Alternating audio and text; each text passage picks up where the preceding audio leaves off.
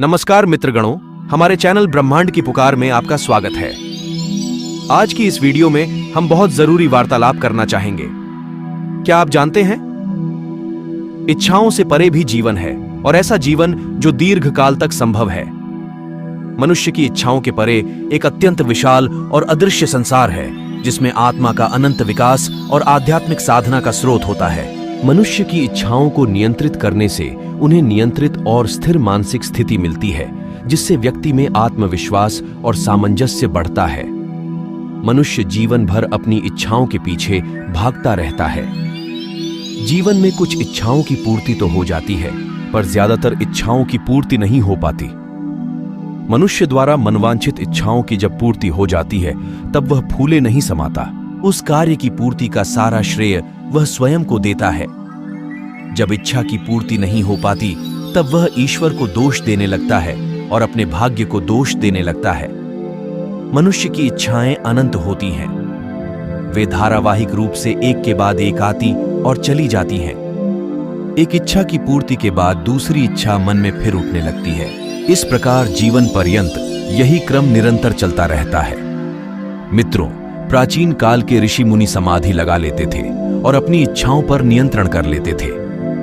समाधि में रहने पर समाधि में व्यतीत किया गया समय आयु में नहीं जोड़ा जाता, जिससे वह हजारों साल तक जीवित रहते थे।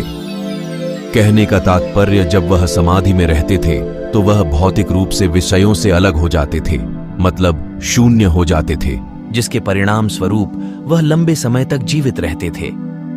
शून्य का अर्थ है पूर्ण खालीपन, एक ऐसी स्थिति जहां भौतिक कुछ भी नहीं है। जहां भौतिक कुछ है ही नहीं, वहां आपकी ज्ञानेंद्रियां भी बेकाम की हो जाती हैं। अगर आप शून्य से परे जाएं, तो आपको जो मिलेगा उसे हम शिव के रूप में जानते हैं।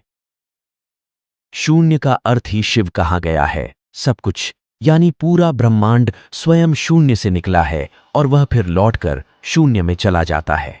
यही जीवन का सत्य है। बिग बैंग सिद्धांत और आज के भौतिक विज्ञानी भी यही कह रहे हैं।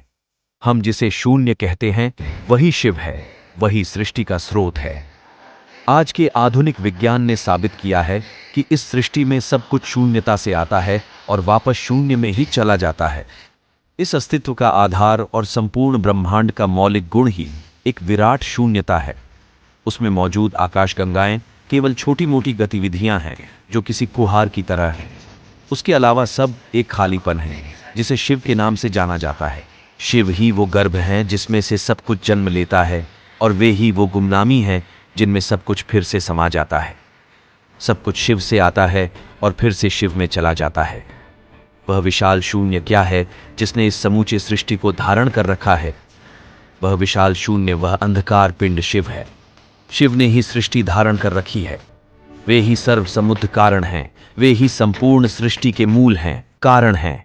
पर हिंदू धर्म तथा प्राय हर धर्म एवं आस्था के अनुसार मानव जाति की सर्वोच्च इच्छा मोक्ष, सैल्वेशन होती है। मोक्ष क्या है? इच्छाओं का अंत। जब कोई इच्छा नहीं, कोई मंजिल नहीं, कोई जरूरत नहीं, तो वहां क्या होगा? अंधकार, सर्वव्यापी एवं अनंत अंधकार। तब हम शिव को प्राप्त कर लेते हैं। खुद में स्थिर रहना और परिस्थिति से दूर रहकर भी उस पर पकड़ रखना आसान नहीं होता। महादेव एक बार ध्यान में बैठ जाएं तो दुनिया में कुछ भी उथल पुथल हो, लेकिन उनका ध्यान कोई नहीं तोड़ सकता। शिव का यह गुण हमें जीवन का गहरा ज्ञान देता है कि आप भले ही संसार की किसी भी परिस्थिति में लिप्त हो, लेकिन अपने भीतर स्थिर बने रहना आवश्यक है, और यह स्थिरता इच्छाओं पर नियंत्रण करने से आती है। ब्रह्मचर्य वह सूत्र है जो हमें यह सिखाता है कि इच्छाओं पर नियंत्रण कैसे पाना है। मित्रों, कुछ वर्ष ब्रह्मचर्य को समर्पित कर मित्रों, आप भी भगवान शिव की तरह ज्ञानी बनो। संसार की सभी घटनाएं आपको सत्य से भटका रही हैं। सब असत्य है, लेकिन जो सत्य है वो शिव है। इसी के साथ मुझे आज्ञा दीजिए।